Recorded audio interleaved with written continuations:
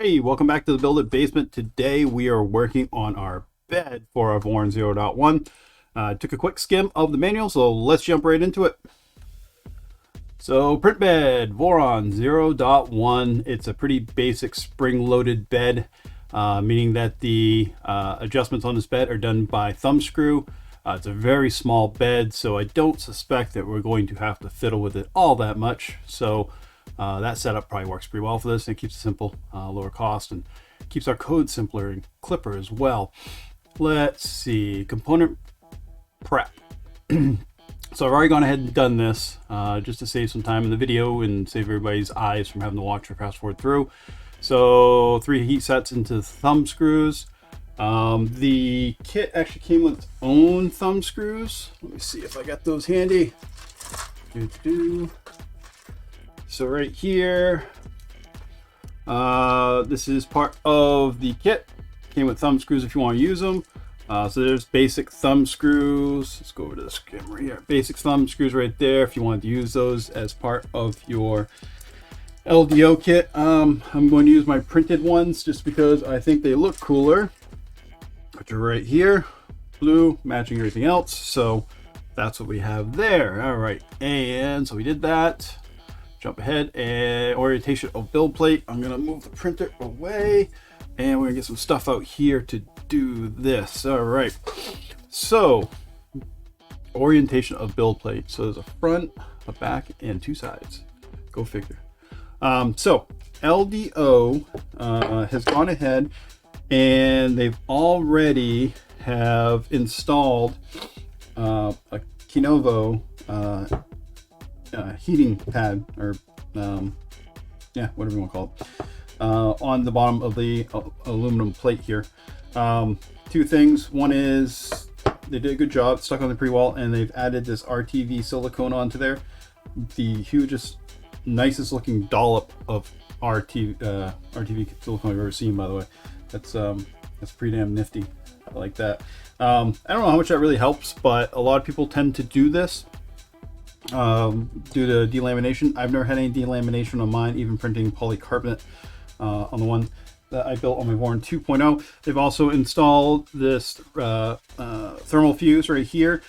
Is installed with it looks like a copper shim, or either that or the thermal fuse has a copper, I mean brass, shim, or the thermal fuse already has a brass insert in it so you don't crack it when you tighten it down.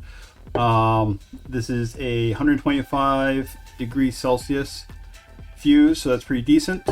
Their method of putting this in line was a simple snip. I'm guessing solder in here, and then a heat shrink over it. I can see inside there some wire, but I'm not overly concerned about that because it's not going to come out.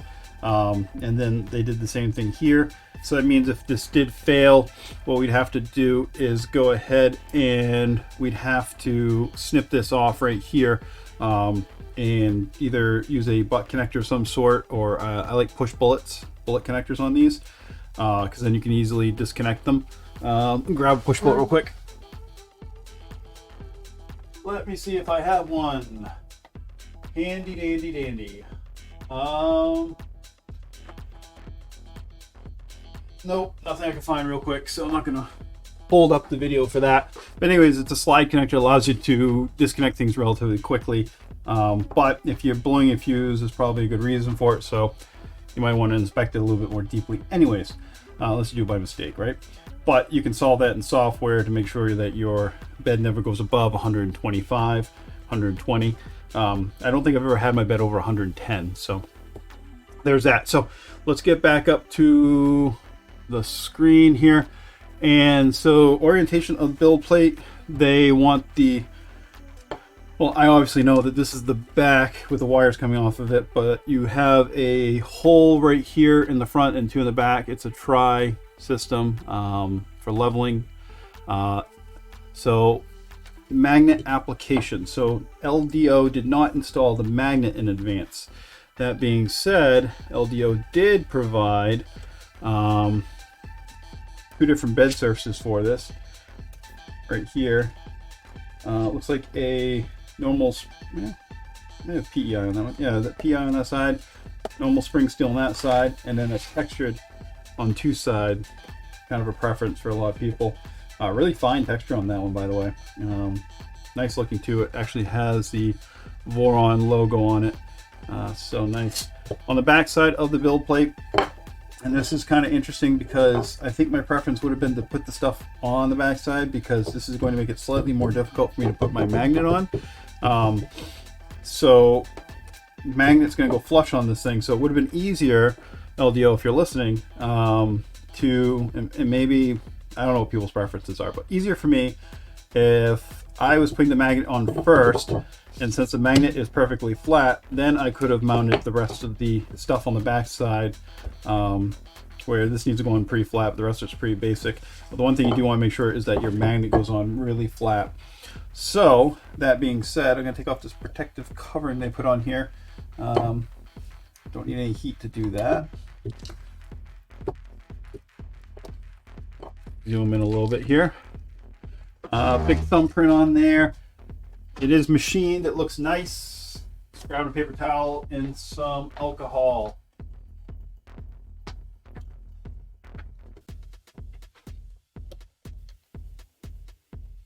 So we're just going to clean this off, make sure it's 100% clean. No residue from the glue. No oily residue from my fingers. Nothing like that. Just want to clean it off real nice. And yes, I know that rubbing alcohol doesn't actually remove oil. It just pushes it around. People talk about that for their build plates, but in this particular instance, the amount that we possibly have on there should absorb into the paper towel to an extent. So that looks pretty good right there. I got a mirror finish. I can make myself out there. How we doing? Yep. So nice and clean. Magnet is going to wind up like that. Now they show holes in the magnet, which my magnet does not have, because I assume LDO is assuming that we're going to put this on after the fact. I'm going to do it to the manual, and here's why: is I can simply cut these holes back out. So maybe there's something to do here. So let's go ahead and start by peeling off a portion, about a third of this. If I can get I have no fingernails, so it's to be a little difficult. Let me grab something to help. Let's grab something to help.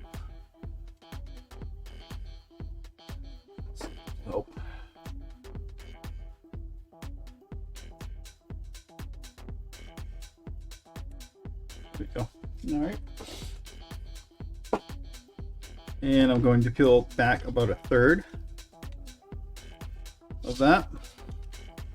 And I'm going to line everything up. It's kind of like putting on a cell phone screen protector. I think everybody has done that at this point in their lives. And normally I'd apply a lot of pressure down on this, but kind of limited as to how much pressure I can apply on it now that it has the stuff on the back.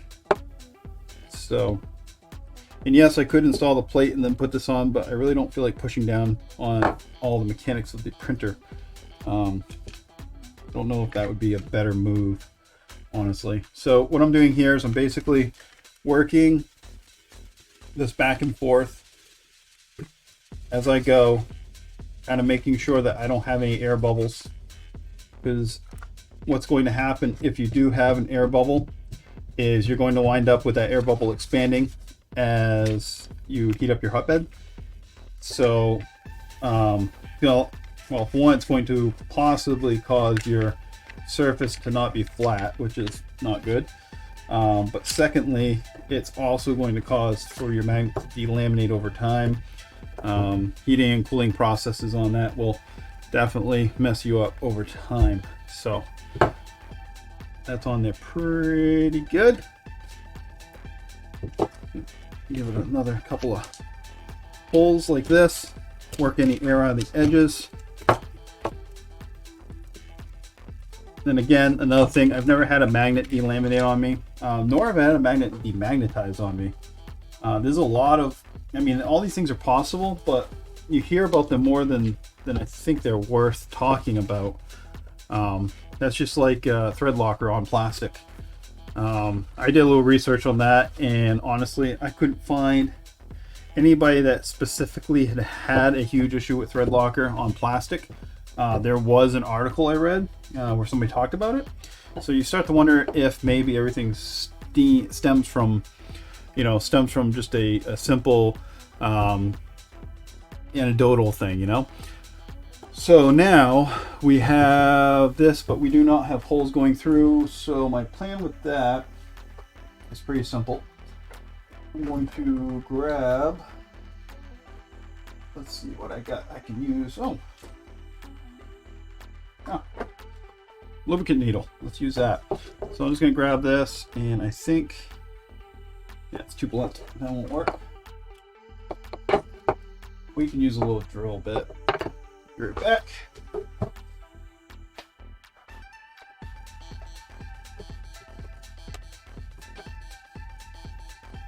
So let's see here. What do we got? Just a little drill bit. I want it to be smaller than my hole. These holes are threaded, so I don't want to mess up my threads. And I'm not even going to put this on an actual drill. I'm just turning it through here. In actuality, I'm not even sure if I even need to do this. Actually, I am sure I have to do this because this is how the bed attaches to the printer frame.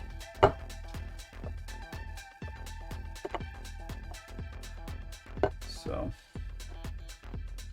that's actually probably another positive, is if I do need to remove this bed from the printer frame, if I had done what I believe LDO was suspecting I was going to do, if I had an issue, I would have to remove my magnetic bed in order to get to that issue every time. Sorry for being loud there. Grab my X-Acto knife. That side. Grab an X-Acto knife.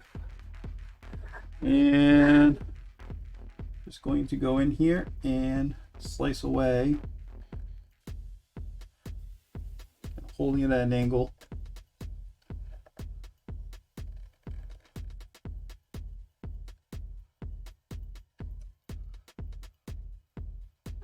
And it's not as clean as I'd like it to be, but it'll work.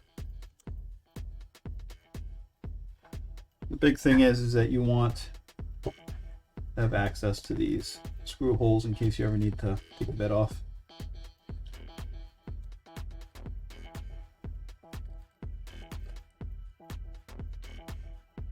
And you also want these big enough so that when you do take, if you ever do need to, these screws out, that it doesn't pull the magnet up with it.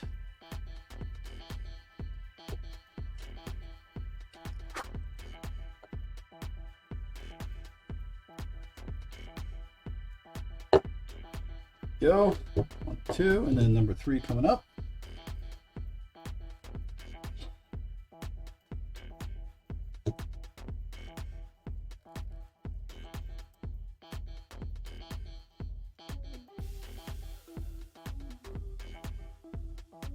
Figuring out a little bit of that material as I go, make sure I'm not slicing into the actual aluminum.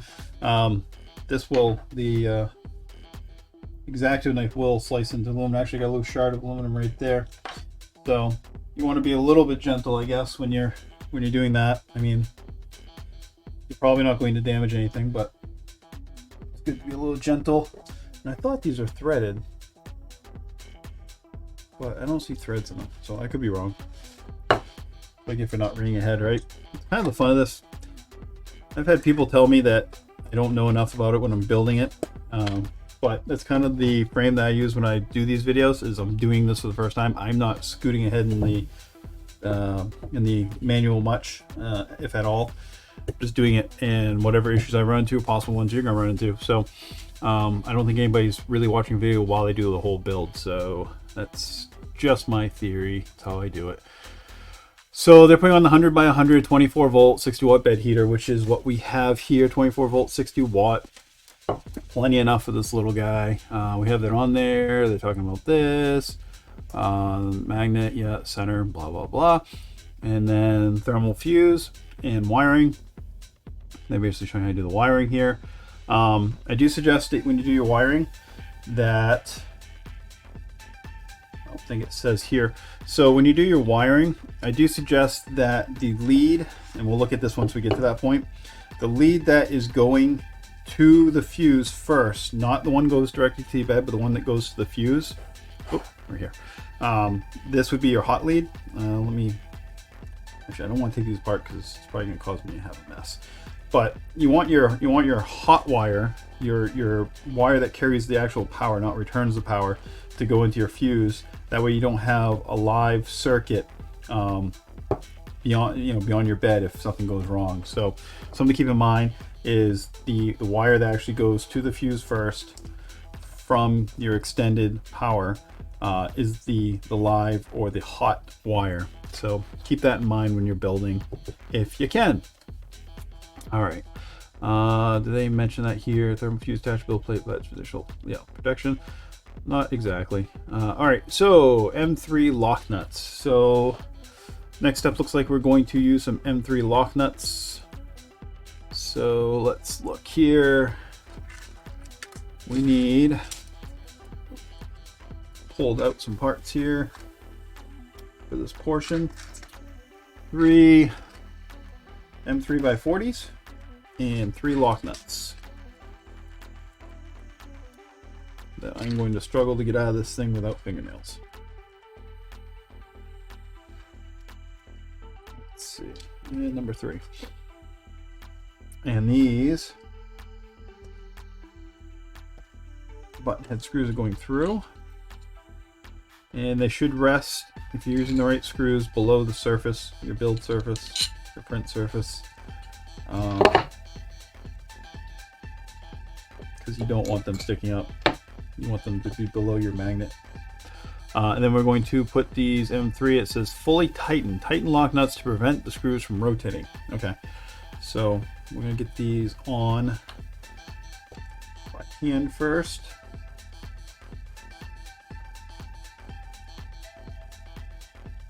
And lock nuts, also known as acorn nuts or nylon insert nuts. Basically, almost like a nut with ThreadLocker in the form of nylon plastic that melts around the nut when it's inserted. And let's see, what do I have that fits on that? The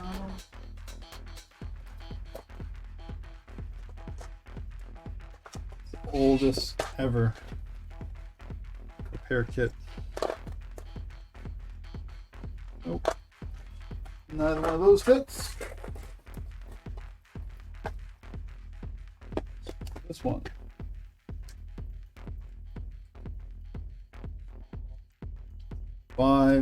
M5.5. So a lot of people already knew that, but I did not. All right, so we need that, and then we need a screw for the other side. Let's see here. We need this guy right here, I believe. And following directions, we're going to tighten these right up now. I'm only gonna, actually, now I'm thinking about it, I'm only going to be able to tighten these up a little bit with that. I'm going to have to grab them with a pair of pliers. I done a stupid.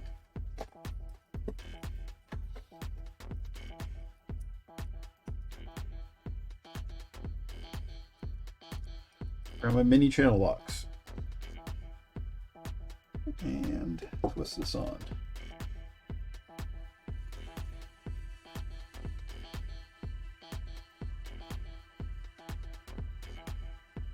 Okay.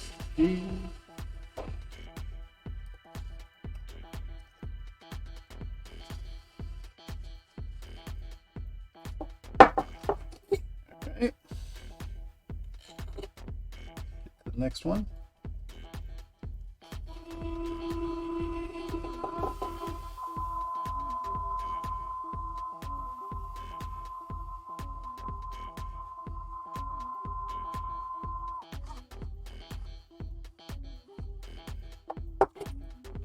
I would not suggest doing this portion by hand,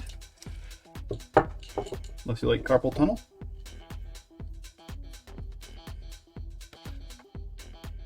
And you have lots of time. Those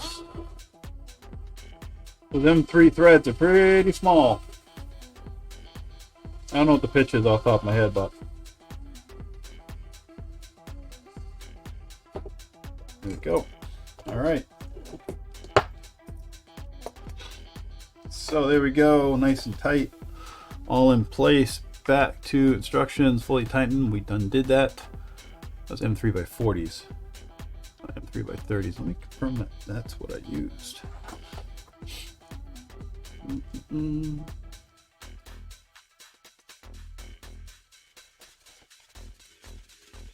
Yeah. So fully tightened in place, and now the fun stuff. Yeah. Let's grab some stuff, get some stuff out of the way for us, and move Mr. Printer back into space. Right here.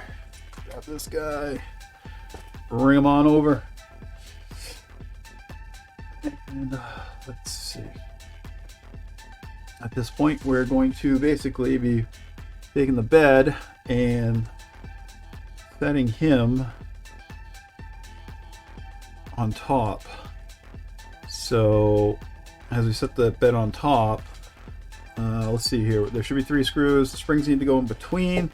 So we see these screws right here, so I mean the springs right here, so we need to get those ready first. Then we're also going to need those nuts. Now again, the LDO kit came with both a normal nut as well as thumb screw, I should say, normal thumb screw, but you can use your printed ones. I'm going to use the printed ones. I think they'll function just as well and they look a little bit better. As for springs, just to show you those real quick, springs right here, gold springs. Springs tend to have tongue twister. Springs tend to have different tension depending on the color of them. These are gold ones, and they are pretty taut. They are require a lot of pressure to get them down. So there's going to be 3 of them, and they're going to sit. Actually, let's get back to this camera right here. They're going to sit inside of these little holes that we have in our prints for our carriage, or our bed, I should say. I'm going to lower that just a little bit. Again, if just a note, when you have your printer hooked up, if you have your stepper motors hooked up to your controller board, you want to limit the amount of movement you put on those. Those will drive power, because a motor in reverse is just a generator, and you don't want to throw power backwards into your printer.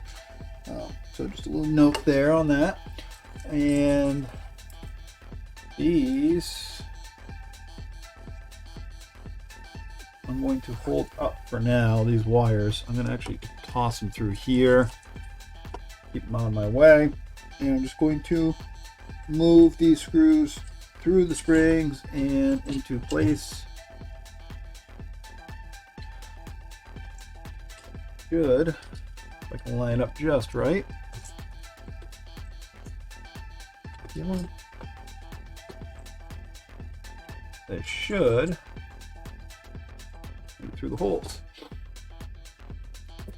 Being a little difficult right at the moment. One. Happening is they all have to be exactly in the right place at the right time, and a little difficult. I don't want to force anything or bend anything while I'm doing this. I guess I do want to force, I don't want to bend. How about that? All right, so at this point we have our it's upside down for you. We have our bed spring through the screw, and then basically we have our thread coming out the other side, and it's on all 3 of them at the same time. So we basically have a floating bed to an extent there. Yeah, and back to this, we have that. So now we're going to be putting on our thumb screws. All right, now the thumb screws have those threaded inserts in them. So basically they have a chamfered extension on the back side, so that's what's going to go towards the printer.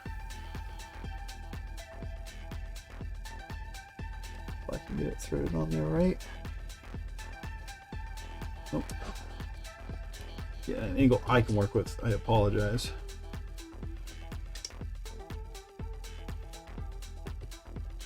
There we go. I'm actually squeezing the bed down a little bit. I'm just going to put that on until I see the screw coming out the other side. And if you're not familiar, the reason why, I'm one of those people that have trouble doing something else, I know why. So the reason why you're doing this way, the reason why you have those springs there, the reason why this is all the way it is about holding things in place where they need to be, but not so much so that they cause difficulties. So what I mean by that is that these springs are basically going to hold tension on the back sides of these nuts that we've created, which stops them from spinning under normal circumstances. However, not so much so that, you know, you can't make adjustments pretty easily by either squeezing the bed, which I'll show you in a moment. Sorry, it's around. That was kind of blind for everybody, but I can't work double backwards. Working backwards is difficult enough.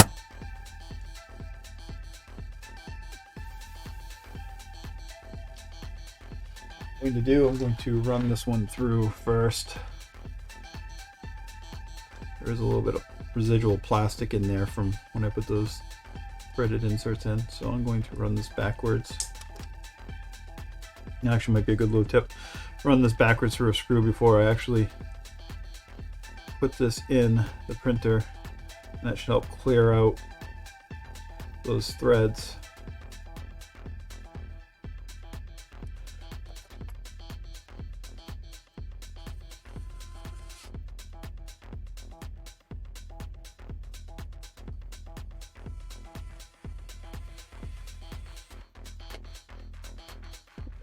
Okay. Now it should be a lot easier to put that on. And if you give the bed a little bit of a squeeze, you know, towards the spring, as you put these on, it gives you a little bit more screw to work with. Might make it a little bit easier to work with.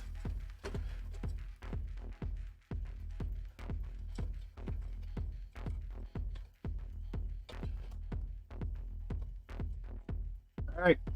So again, what you have here is a spring-loaded bed. You know, for adjustment's sake, to hold that screw, because that screw's not going to twist all that easy when it's not down. I can do it with a finger, but it takes a reasonable amount of pressure. But if there is none, I can just kind of spin it freely. Plus, if your head does crash hard into it, you do have some play in there. Not that that's the primary purpose, but it's there for you in case you ever need that.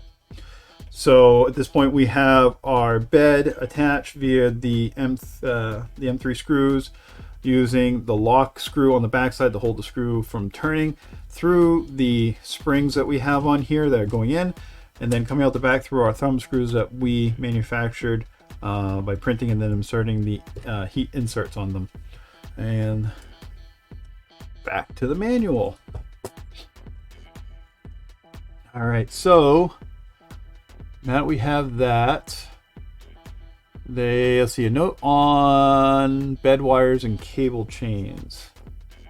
So let's see here, the heat bed was specifically, we specify in our sourcing guides, individual wires, and allows you, source them all, yeah, okay, path for heater wires. So here they're showing us where our heater wires can go through, so we can run them without much issue. And I'm going to see if I can follow that, because that graphic's a little odd to me. It looks like they're showing wind or air currents to me on that, but I'm not trying to be picky or anything. I'm just saying. Let's see, we're tied up. So they show it kind of cupped out on the back side, which I get. And then they show so guide for heater wires, a highlight path, secure using zip tie and loops. Okay, so basically, let's go over to this. What they're showing us is, and are they talking just about the heater wires, not the thermistor? Oh, look at that, it's 4 different next to, okay. Why not? They're talking about all the wires. They just don't say all the wires. So I don't know if it really comes out on camera. Let me see, is this zoom in a little bit further? And can we see? Really hard to see. Maybe this will be easier with this. Let's see. Oh, so basically these wires are going to go down. This would be the left side of the printer right here. So I have it laying on its right side, and the portion that we're going through is actually on the bottom right. And I don't really have a good way of showing it, honestly. I apologize. I don't know that I could have a good way to show it. So these wires are going to get passed down. I'm just going to kind of thread these down around our lead screw. With the printer facing towards me, it's on the right hand side of the lead screw. Like that. Trying to be a little bit careful not to snag or pull these wires.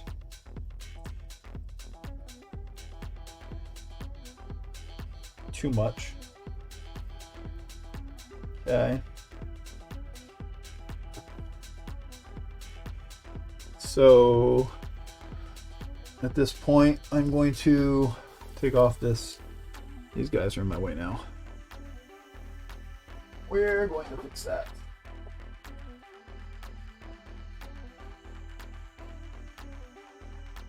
I would think anybody building a printer has plenty of zip ties, but LDO does send some to you. So if you do not have plenty of zip ties, use them freely. It definitely can be a second set of hands for you. So I'm going to take this off right here. This is our crimp-on connector for our thermistor. Set that aside there. And then bed, yeah, TH. So right now we're leading this way along the back side. And then we're going to wind up wrapping around.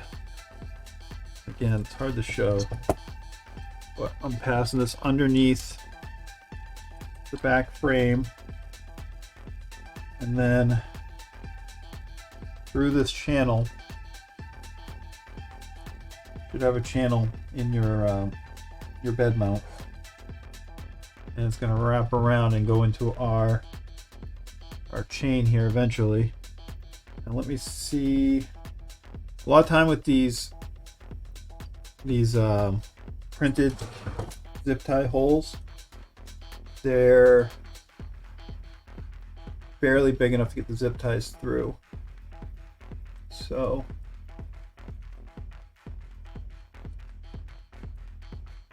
it's kind of a fun test of how well you're printing, your tolerances, if you will.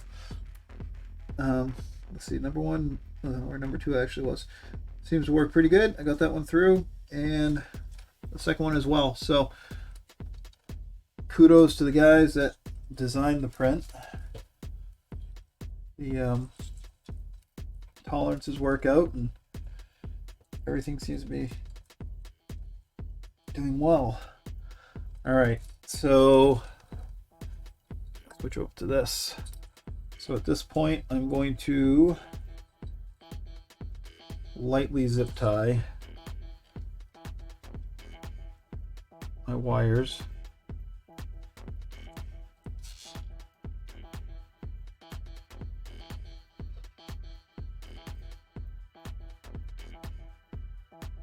These LDO zip ties are pretty small. I don't know if I even have any this small. But they do fit in the print, so another note right there. If you're not using the zip ties that LDO sent and your zip ties don't seem to fit, give those a whirl. It might work for you. Let's see here. I'm gonna tighten that one. And then let's get this other one tightened up.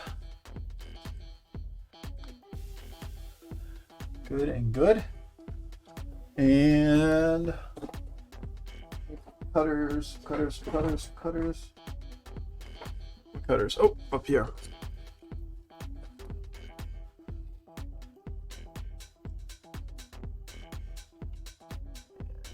Right there.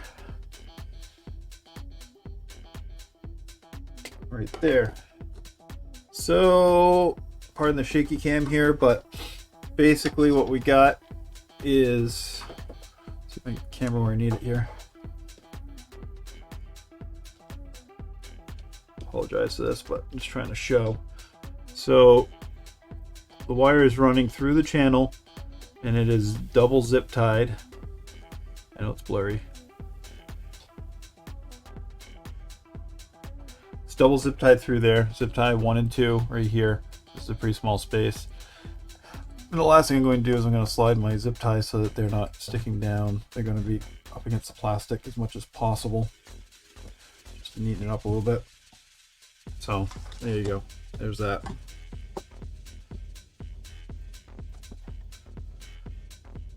All right. So we got that. It's ready to go on the cable chain. So where are we here? We are at the cable chain. All right. So nothing else, as far as I know, is going through this cable chain on this particular printer. So the cable chain provided with this does not open in the LDO kit. It's a small cable chain, and I believe we only have 4 wires going through it, so it's not that big of a deal. Our thermistor for a bed, I would assume, no, I guess our head won't even be going. Oh yeah, this uses like an umbilical cord or something like that. So normally we have other parts that might be going through here, but there's only these 4 wires, so I'm gonna go ahead and just thread these through. Before I do that though, I want to make sure I know which way this is going on. So I need to move this, and should be going on something like this. So I'm going to thread this through like so. So basically what I was doing is making sure that the nub end is on the right end, which is on my bed end, versus the whole end, which is on the frame, is on the other end. So I don't want to have to do this twice. And if this is a longer run, I would suggest you to take a little bit of tape, or maybe even a tiny zip tie, although a zip tie might get caught up on things, to pull this through. But this is pretty small, short, so I don't think we're gonna have a lot of trouble. But now that I said that, probably have a lot of trouble. Another thing you could do, worth a mention, yeah, actually I'm gonna do right now, I don't want these all twisted up, is run individual wires one at a time. Might be easier. And specifically if this chain is dense, it could make sense to run one of your wires through, and then hopefully you have enough extra lead on the back end that you can attach your other wires to it down here and then pull it through the rest of the way if you had to. I try doing it without doing that, but it is an option.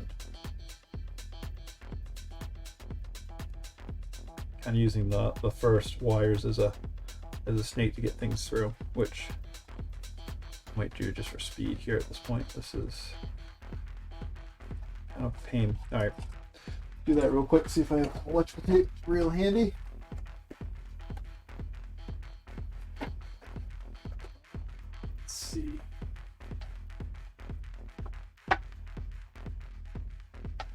Thought I had electrical tape. I don't have electrical tape. That's kind of odd. All right, well, I'll do it the hard way. So what I'm going to do is I'm going to give these a little bit of a twist. Just up here in the top section of them. Kind of hold them together like that. And that's just going to make it a little bit easy for me to chase this through. Make a video, 60 ways to get wire through a cable chain.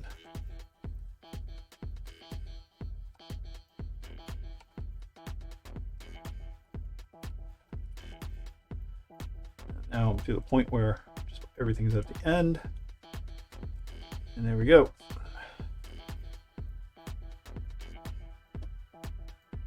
Yep. So I continue to pull these through. And these are going to wind up making a bend through the frame.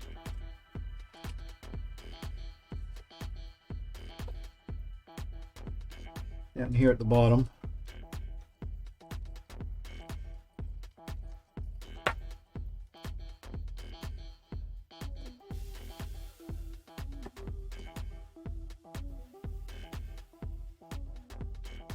And snip this into place like so. These guys are going to wind up going down through the bottom here, through our bottom plastic plate. Like so.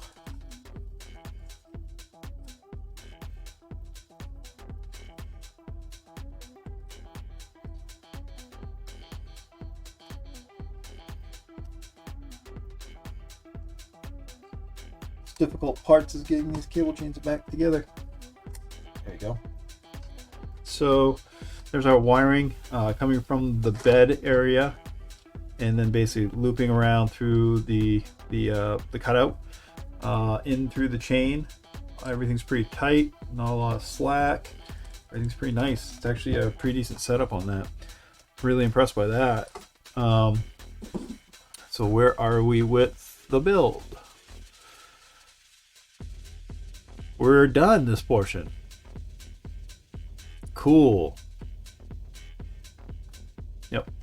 All right, well, if you like this video and you've made it this far through it, go ahead and give me a thumbs up. Hit subscribe if you haven't, and I'll see you next time.